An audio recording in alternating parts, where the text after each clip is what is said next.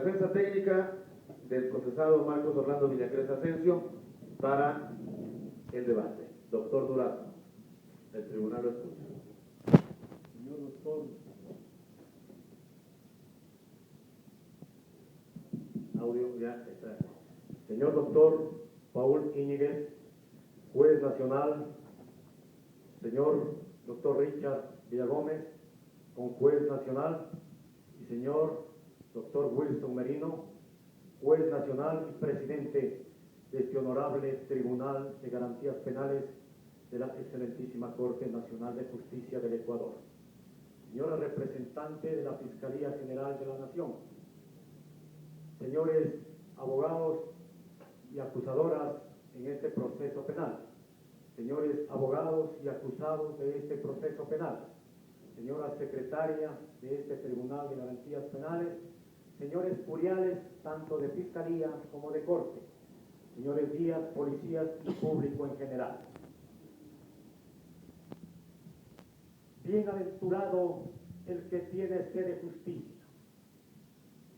Señores magistrados, respetando como el que más íntegramente el sistema de la oralidad y por supuesto la motivación que está garantizada en este sistema procesal penal acusatorio, fundamentalmente en su artículo 76, numeral 7, literal L de la Constitución actual de la República del Ecuador, como defensor del señor Marcos Orlando Villacrés Asensio, es indudable que la defensa tiene y debe ser netamente técnica. De ahí que mi argumentación jurídica voy a referirme a la triada de la misma, como recomienda en su obra la teoría de la argumentación jurídica Robert Alexis.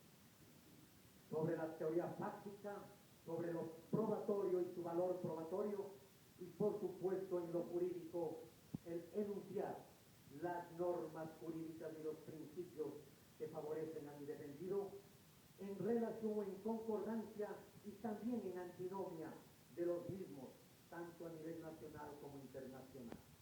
Y por supuesto concluir con doctrina y jurisprudencia, fundamentalmente la jurisprudencia internacional de la Corte Interamericana de Derechos Humanos y por supuesto la petición final en este alegato. Con su venia, señores magistrados,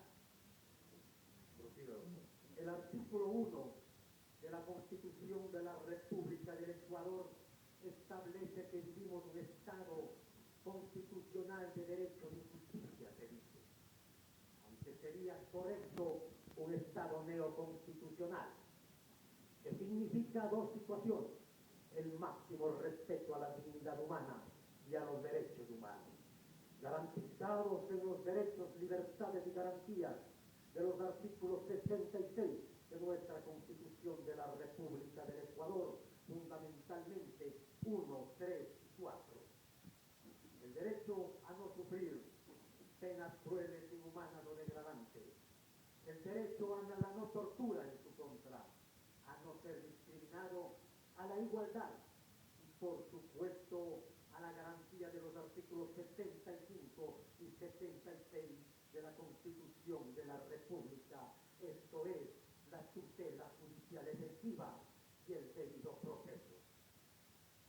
Neoconstitucionalismo en la teoría y en los ideales de nuestro país deben ser conllevados a la práctica. En concordancia, señores magistrados, se tenga en cuenta desde ya las garantías y lo dispuesto en el artículo 5.4 del Código de Procedimiento Penal, es decir, derecho penal mínimo, que sigue la tesis de Luigi Ferrajoli, aceptada además por otros autores como Ronald Working y Miguel Carbonell, de los cuales hoy el país ha recopilado en las normas de los principios jurídicos constitucionales de derecho penal para regir en todo el Estado ecuatoriano. Pero también se rige en el país ya desde el año 2000 o 1999 el sistema procesal penal acusatorio, que no es otro que, en resumen, define el respeto a las partes y sujetos procesales, así presente, el respeto Estado, en el entonces año 2003, Estado social de derecho. Hoy actualmente, neoconstitucionalismo o en doctrina, Estado de derecho, de nuevo constitucionalismo. De ahí que el máximo respeto, señores magistrados, a lo dispuesto en todo el sistema interamericano de protección de los derechos humanos, plasmado en el artículo 11 de la Constitución de la República del Ecuador, fundamentalmente cuando en su numeral 9 establece lo siguiente: el más alto deber del Estado es respetar y hacer respetar los derechos humanos. Con esta introducción, señores magistrados, me hago la siguiente pregunta. La Fiscalía y los señores acusadores particulares deben probar dos cosas, o debieron haber probado dos situaciones jurídicas, como emanan de los artículos 85 y 250 del Código de Procedimiento Penal. La existencia material de la infracción y la responsabilidad penal, en este caso de la un encausado. A la primera no me voy a referir, porque con las disculpas del caso a la señora Dolores, obviamente que fue una tragedia no solo familiar, sino una tragedia nacional, y por qué no decirlo, una tragedia internacional. Lo siento y mi respeto para ustedes por su lucha constante de que brille la verdad. Pero asimismo, señores magistrados, existió una comisión de la verdad en el Ecuador, quizá medio en sustento en una comisión de la verdad peruana y colombiana. Y lo digo medio en sustento porque también carecía de independencia para el respectivo informe.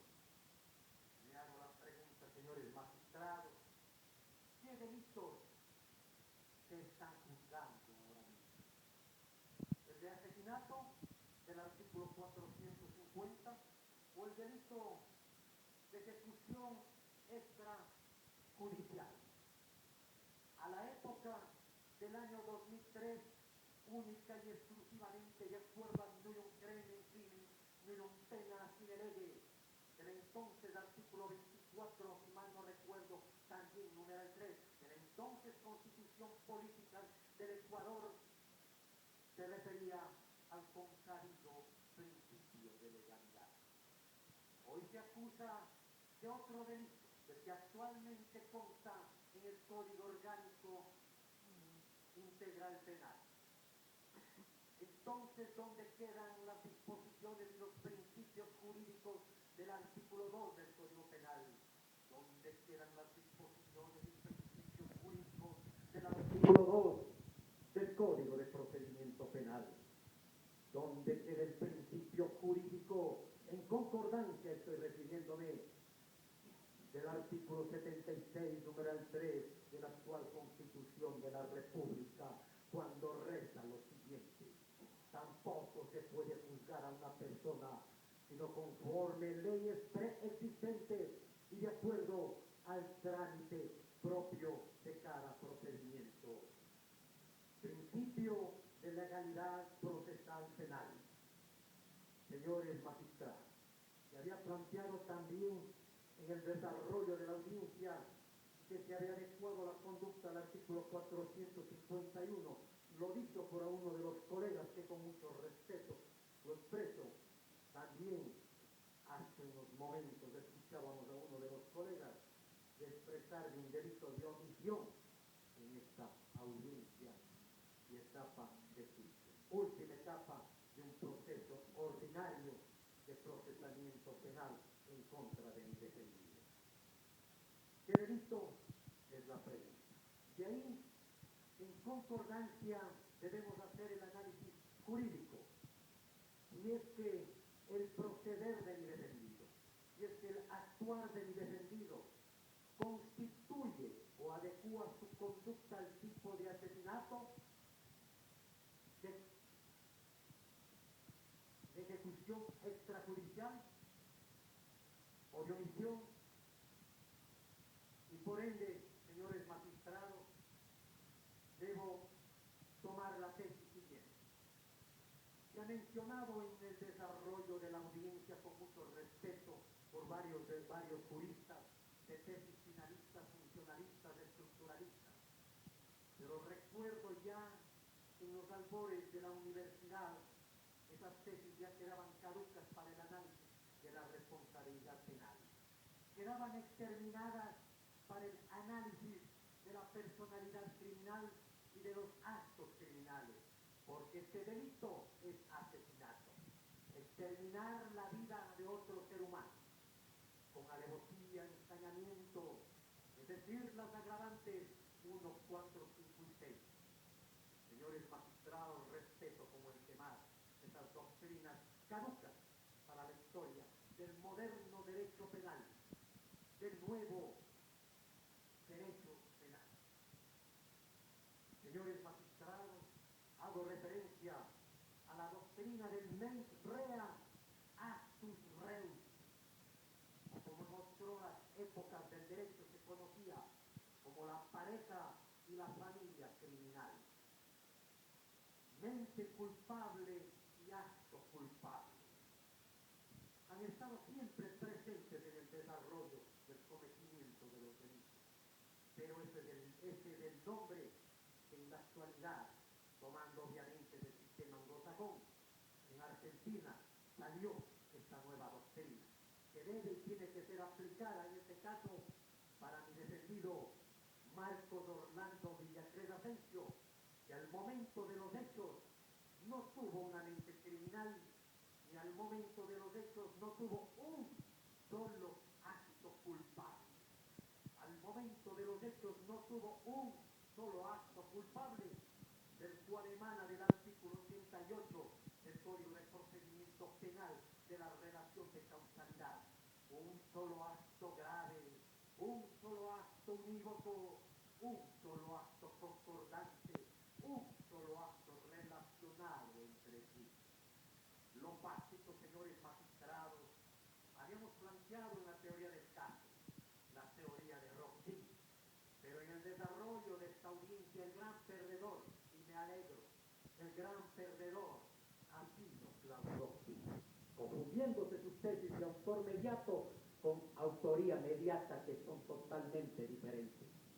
Y había planteado el colega que comparte la defensa del estudio jurídico Pichán Gringo de Ecuador, también que su conducta no adecuaba al tipo penal de asesinato, ni como autor, ni como cómplice. Señores magistrados, lo expresó en su testimonio que debe ser valorado de acuerdo al artículo 143 y 144 del Código de Procedimiento Penal, como un medio de prueba y un medio de defensa a su favor. En el testimonio había expresado que recibió un llamado por la radiopatrulla, porque no pertenece a inteligencia, pertenece a servicio urbano de la Policía Nacional, graduado en el año 2002 como oficial de la Policía Nacional. Y claro, recibió órdenes de sus superiores y acudió a la Policía Judicial como la mayoría de aquí presentes, pero no acudió a recibir una orden del mayor González para terminar con la vida del grupo posiblemente que se encontraba o que iba a asaltar en Pibeca. Recibió órdenes para conducir un vehículo supuesta presuntamente para el operativo del Marino. Se desvió el vehículo por órdenes del mayor González. Claro que se parqueó en el restaurante Pescado Frito. No se sirvieron nada, porque no se parqueó de lado, se parqueó de frente. Así lo dice la reconstrucción de los hechos de la señora licenciada en criminalística, licenciada Sánchez.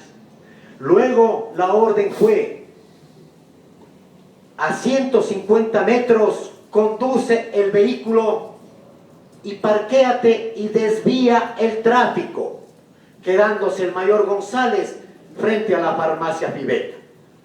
Lo que ocurrió con el mayor González y luego la intervención del grupo de intervención y rescate, a 154 metros, Marcos Villacrés Asensio no tenía la vista para saber lo que estaba sucediendo. A 150 metros, Marcos Orlando Villacrés Asensio no podía escuchar lo que estaba sucediendo.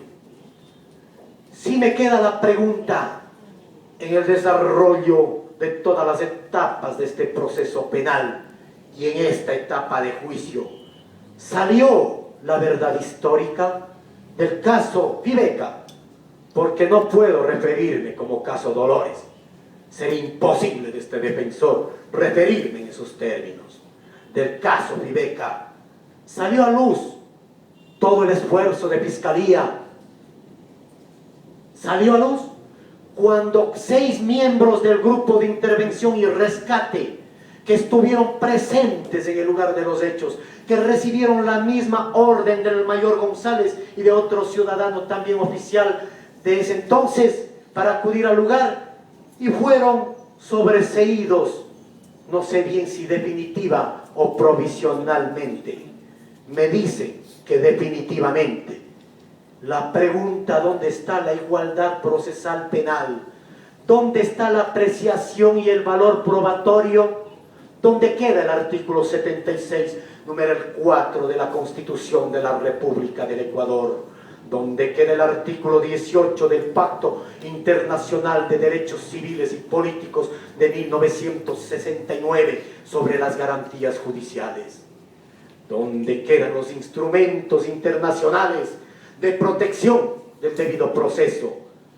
A los señores que se encontraban al interior de la farmacia, ni siquiera como encubridores, y a este ciudadano que desviaba el tráfico por orden del mayor González, cómplice, y se dijo hoy en Fiscalía, de actos directos y secundarios.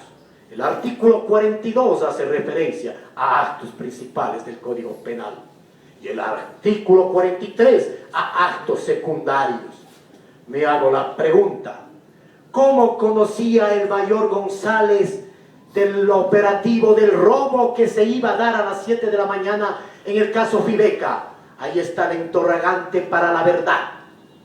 ¿Y cómo conocían los, entre comillas, presuntos delincuentes para robar la farmacia? Esa es la pregunta que no se ha dilucidado en este proceso penal. Solo queda el mayor González saber quién era su informante, el informante que también murió en el horrendo crimen de la farmacia.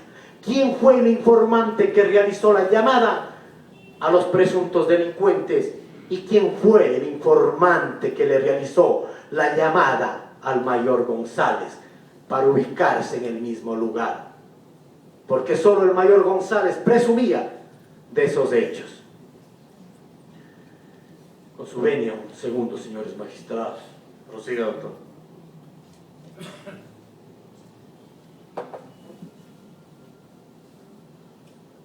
Hoy, señores magistrados, hemos visto y hemos apreciado, gracias a esos principios de la inmediación, a los principios de la contradicción, de la celeridad, inclusive de la concentración, eficacia y eficiencia. Voy a referirme netamente en el plano jurídico a las pretendidas pruebas con las cuales se solicita, se le imponga la pena como cómplice, señores magistrados. El delito en materia penal se comete o no se comete. Si es que el delito se comete, se lo juzga con pruebas. Hoy en nuestro sistema no hay pruebas plenas, semiplenas, ordinarias o extraordinarias. En el actual sistema procesal penal acusatorio neoconstitucional, que se refiere inclusive al Código Rocco de Italia, ¿hay pruebas legales o hay pruebas ilegales? En este sentido, señores magistrados, hago referencia a lo siguiente. Inicio con una de las pruebas madre, una de las pruebas principales, primordiales para juzgar a todos los encausados y en particular a mi defendido. el testimonio y el informe del señor doctor Arturo Donoso Castelló. Informe presentado por el mencionado ciudadano, y lo digo con el más alto debido respeto de ciudadano, porque esa es la terminología actual en el país. Catedrático universitario, realiza un peritaje, entre comillas. Ahora he descubierto una nueva figura jurídica en el sistema procesal penal: expertos. Pero del artículo 1 hasta el artículo final del Código Procedimiento Penal no hay la figura de expertos. O es perito o no es perito. Al señor doctor, con todo respeto, ex magistrado de la Corte inclusive, se le hizo la pregunta: ¿es perito? Manifestó que no era perito. Al no ser perito, indudablemente contraviene el principio de legalidad procesal penal del artículo 76, numeral 3 de la Constitución de la República del Ecuador. Al no ser perito, su señoría, contraviene lo dispuesto en el artículo, en las reglas de los artículos 79, 80, 81, 82, 83 del Código de Procedimiento Penal, y fundamentalmente el principio de la doctrina Poppi, emanada del libro Derecho y Razón de Luigi Ferrajoli, editorial Trota, cuando él expresa que en el neoconstitucionalismo deben llamarse jueces de garantías penales, y que esta doctrina, la siguiente doctrina: la prueba tiene que ser pedida, ordenada, practicada e incorporada conforme a derecho, recogida en esta disposición legal. Conforme a derecho significa conforme al artículo 1, y viven un juicio previo con todas las garantías del derecho material constitucional y de instrumentos internacionales. Conforme a derecho significa que esa prueba, al tenor del artículo 76, numeral 4, es ilegal y carece siquiera de valor probatorio. Reza dicha disposición constitucional: las pruebas actuadas en contra de la Constitución, la ley y los instrumentos internacionales carecen de sustento legal. Pero vamos más allá. El propio señor doctor Arturo Donoso Castelló presenta un informe quizá errado, y he aquí las pautas para quienes pueden ser sentenciados, para que incurran en la numeral 3 del artículo 370 del Código de Procedimiento Penal. Informe errado, hasta malicioso. Se le hicieron las preguntas al señor ex magistrado: que si tiene título de cuarto nivel. Manifestó que no, y era el experto del país. Título de cuarto nivel, no. Tengo una especialidad en educación y experto en dogmática jurídica, que también el término dogmática ya dejó de funcionar hace 2 años. En materia dogmática jurídica penal nos establecimos.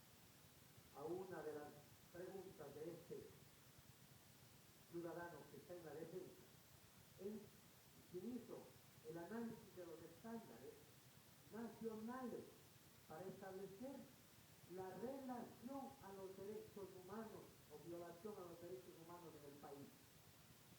Señores magistrados, no solo sorprendidos, señores magistrados, exhaustos con una herejía jurídica. En derecho internacional público, en el primer inicio de la primera clase, se establece derecho internacional humanitario y derecho internacional de los derechos humanos.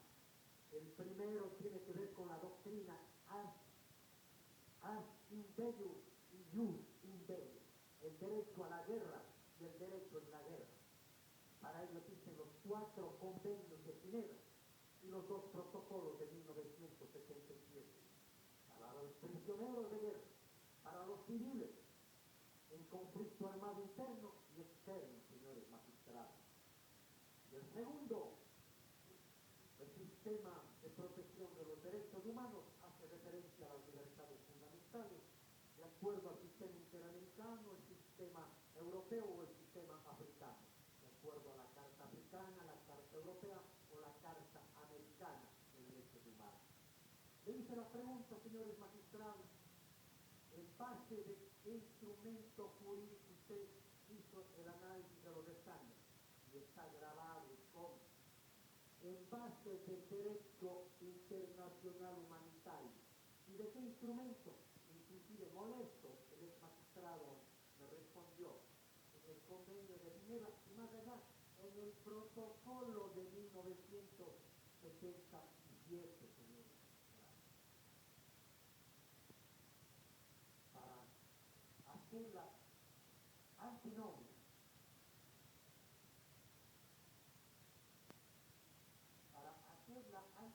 señores magistrados, respetando como el que manda el sistema oral, simplemente hay que utilizar también doctrina nacional de los doctrinarios y de los publicistas a nivel internacional.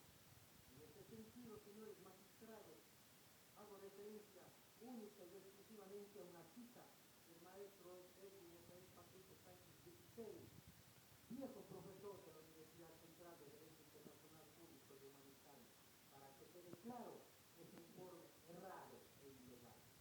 Señores magistrados, el derecho humanitario se aplica en situaciones única y exclusivamente de conflicto armado, internacional o no internacional. En cambio, los derechos humanos son para la paz. El uno sirve para la guerra, el otro sirve para la paz. Los convenios de los primeros son el convenio primero de Ginebra para aliviar la suerte que corren los heridos y enfermos de las Fuerzas Armadas en campaña. Ginebra, 12 de agosto de 49. El segundo convenio de Ginebra para aliviar la suerte que corren los heridos, enfermos y náufragos de las Fuerzas Armadas en el mar. Ginebra, 12 de agosto del 49. Tercer convenio relativo al trato debido a los prisioneros de guerra. Ginebra, 12 de agosto del 49. Y cuarto convenio en el que se sustentó el ex magistrado de la Corte Suprema a la protección debida a las personas civiles en tiempos de guerra. Y concluye, señores magistrados, el protocolo al cual hizo referencia, el protocolo adicional de los convenios de Ginebra del 12 de agosto del 49, relativos a la protección de las víctimas de los conflictos armados internacionales. Pero a ese hizo referencia el magistrado.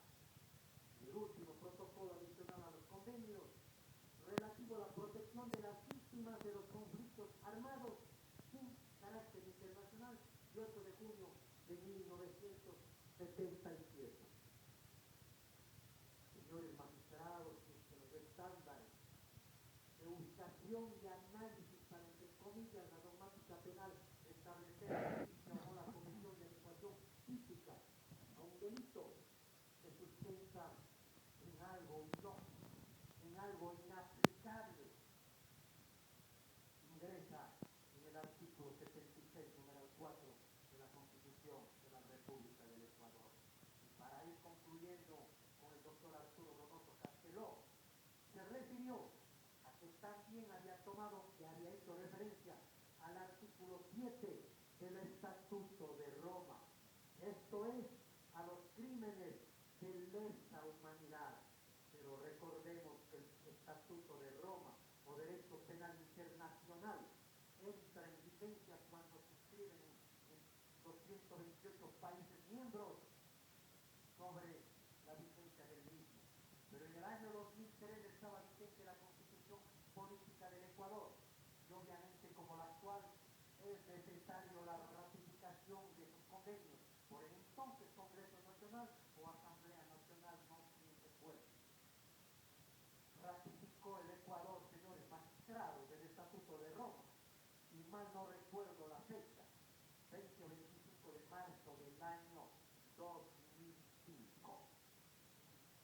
Entonces, se iría en contra de la aplicación del Estatuto de Roma para la fecha. Ley posterior, sí, pero el principio de la ley más venir. Aquí aplicamos lo contrario, o mejor dicho, el doctor Donoso Casteló aplicó lo contrario. Pero más allá, señores magistrados, no puede tenerse ni siquiera en consideración la aplicación del numeral 1 del artículo 7 del Estatuto de Roma cuando habla de crímenes de lesa humanidad. El mismo estatuto nos refiere con su venia, señores magistrados, a los efectos del presente estatuto se entenderá por crimen de lesa humanidad cualquiera de los actos siguientes cuando se cometa como parte de un ataque generalizado o sistemático contra una población civil y con conocimiento de dicho ataque. Me pregunto, ese grupo de señores presuntos delincuentes, ¿a qué población civil pertenecía para generalizar o dar un ataque sistemático? Habla de asesinato en el literal A, pero también nos dice, señores magistrados, ¿qué se entiende por ataque contra una población civil? En su numeral 2, artículo A, dice, por ataque contra una población civil se entenderá una línea de conducta que implique la comisión múltiple de actos mencionados en el párrafo 1 contra una población civil de conformidad con la política de un Estado o de una organización de cometer esos actos y para promover esa política. Entonces, Estado social de derecho. Concluyo, señores magistrados, en el sentido de que el señor experto sin ser experto, el señor perito sin ser perito, el señor que analiza la dogmática penal y se expresaba por parte de Fiscalía, que se lo había hecho, pero que consta en hojas de 1979, la validez legal para ese, entre comillas, peritar. Me pregunto por qué no se acudió a la Universidad Central, a la maestría de Derechos Humanos para conseguir un experto ahí. Porque en esa maestría de Derechos Humanos, de las 4 promociones que salimos, algo se aprendió. Y no había expertos en el país en esta materia. Prueba totalmente ilegal y carente de sustento jurídico. Y por último, se había referido que se hizo referencia y que su análisis lo había realizado en base de Haller, en base de Jacob. Le hice una pregunta, le dije, se refiere a la doctrina de Gunther Jacob sobre el derecho penal del enemigo o de la imputación objetiva. Respondió que las dos, señores magistrados. Ese es el informe del doctor Arturo Rojas. Se hace referencia, señores magistrados, también con su venia, por parte de Fiscalía, al informe, porque tampoco es mensaje del filósofo Carlos Cueto. Magíster Carlos Cueto Vázquez, que había hecho la hermenéutica cuando hacemos referencia a George Hermes, me daba la razón. Él realiza esa interpretación que no es otra cosa que es. Y le había hecho una pregunta si es que en su informe de hermenéutica utilizó el principio pro hominem o el principio ad hominem. Manifestó estudiantes de las dos. En derechos humanos en el mundo, o bien se toma como hermenéutica el uno frente al otro. Son antinomias. No puedo decir que lo blanco es negro y lo negro es blanco. En materia jurídica internacional, de derecho internacional, es totalmente contradictorio. Se le lleva a error a este informe, que tampoco fue perito, por ende tampoco se posesionó ante un fiscal, tampoco cumplió lo dispuesto en los artículos 94, 95 y 96 del Código de Procedimiento Penal. Prueba totalmente ilegal. Se dice, sin que nadie haya dicho, ni mucho menos a su forma y modo de hablar, porque los hermanos colombianos, inclusive en mi familia, existen colombianos. Pero sí, para descartar lo experto que era, manifestó así a viva voz que no, que había estado realizando recién estos informes. Era la primera vez, manifestó a viva voz aquí, era la primera vez que realizaba la hermenéutica jurídica. ¿Dónde está el experto entonces? ¿Dónde está el perito? Prueba totalmente ilegal. Señores magistrados, en esa prueba se sustenta para establecer una conducta típica de asesinato y en calidad de cómplice a mi defendido.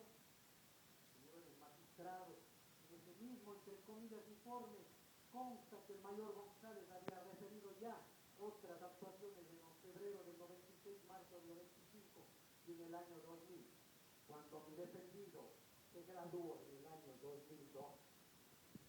Podemos dar una interpretación de acuerdo a la connotancia del Dios Hermes, de que ya tenía conocimiento antes de graduarse defendido de las actividades del mayor González. Esa es interrogante para el señor filósofo y para mí. ¿Cómo pudo saber si recién se graduó en el año 2002? Hizo referencia por parte del señor filósofo de las labores de inteligencia previa al operativo.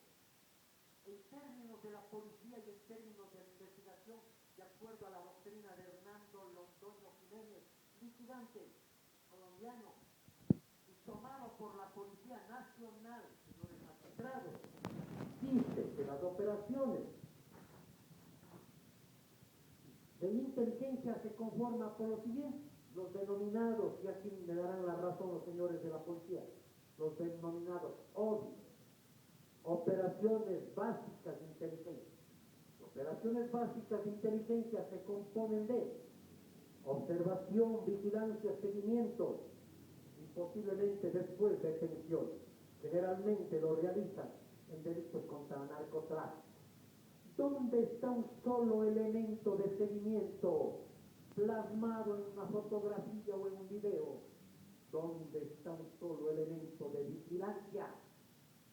¿Dónde está un solo elemento de estas operaciones básicas de inteligencia? En derecho las cosas son como son y no como los no peritos dicen que lo son. Señores magistrados, en el informe no hay una sola operación básica de inteligencia.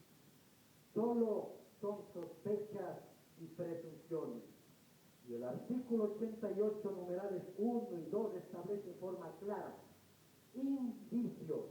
Los indicios en materia penal, en criminología, hablan por sí solos. Me pregunto, ¿dónde en la escena de los hechos se dice que ingresado mi defendido? Nunca ingresó.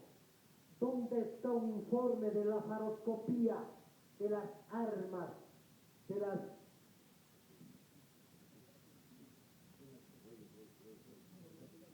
granadas? Informe de la faroscopía. No existe, señores magistrados. ¿Se hizo la prueba del luminol alguna vez? Mucho menos, señores magistrados. Pero se dice que mi defendido ha ingresado a esconder evidencias, a esconder y transformar indicios. Nunca ingresó a la farmacia. Se dice que mi defendido le abrió el paso a Eric Salinas. Otra interrogante: Eric Salinas, ¿cómo sabía el mayor González? Eric Salinas está en ese mismo momento. ¿Quién informó? Las granadas, ¿de dónde salieron? Otra interrogante que no salió a la luz de la verdad. Señores magistrados, con ese peritaje del señor filósofo colombiano, que respeto su profesión, pero no la comparto, habló de ejecuciones extrajudiciales.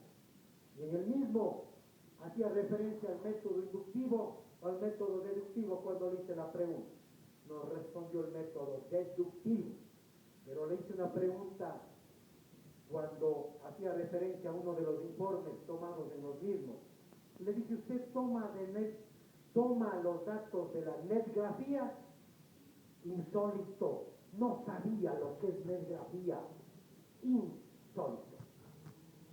Luego, señores magistrados, En este mismo informe con el que se pretende dar responsabilidad penal a mi defendido, le hice la pregunta, si acaso los miembros de la policía que ingresaron al lugar de los hechos cumplieron una actividad ultra vires, mucho menos sabía el significado de un término que en filosofía es básico, si cumplía o no lo ultra vires. Con ese informe responsable penalmente de asesinato, informe totalmente ilegal, errado, hasta malicioso y temerario. Artículo 76, número 4 de la Constitución de la República del Ecuador. Por lo siguiente, señores magistrados,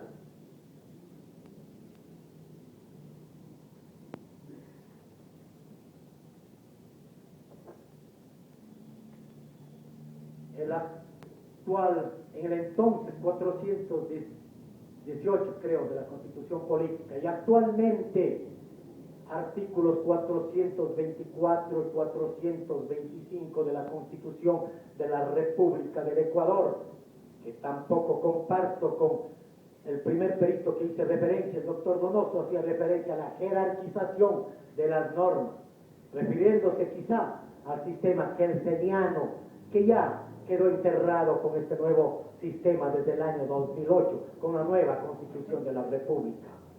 El inciso tercero del artículo 424 de la Constitución de la República del Ecuador nos conlleva a que los instrumentos internacionales en materia de protección de los derechos humanos hoy son supraconstitucionales y ni siquiera deben ser ratificados por el Ecuador, porque hoy rige el sistema, como diría en su obra Los derechos en serio, Ronald Working, las normas jurídicas, principios jurídicos y las directrices. Unas en un Estado de Derecho, otras no. Hoy se presume que los principios jurídicos rigen sobre las normas y las directrices, entendiéndose directrices, dice Ronald Working, como órdenes o instructivos del poder central, lo que conllevaría a la falta de independencia. Señores magistrados, mi defendido cumplió a cabalidad el ya citado Código de Conducta para funcionarios encargados de hacer la ley de 1979, emanado de las Naciones Unidas, cuando dice en su artículo 1 con su venia, los funcionarios encargados de hacer cumplir la ley cumplirán en todo momento los deberes que le impone la ley, sirviendo a la comunidad y protegiendo a todas las personas contra actos ilegales, en consonancia con el alto grado de responsabilidad exigido por su profesión. Al emanar una orden de un superior, no podía irse en contra de esa orden. Al proteger a la sociedad del ingreso a la farmacia Fibeca, protegió quizá varias vidas de transeúntes y población civil que nada tenían que ver con el operativo. ¿Qué tal si mi defendido no se encontraba en el lugar? Estuvieron miembros de la prensa nacional y creo que internacional, estuvieron miembros de la población, pero ¿qué tal si no había acordonamiento? Eso es otra cosa. Se acordonan las escenas del crimen, en escenas abiertas o en escenas cerradas.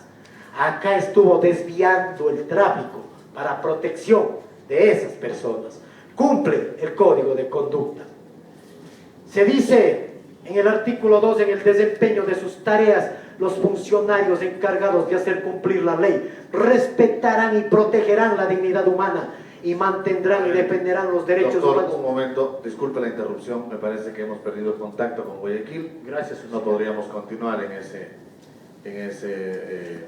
supuesto. Gracias, señor. Que se retome, por favor. Disculpe la interrupción, doctor. No se preocupe, su señoría. Muchas gracias.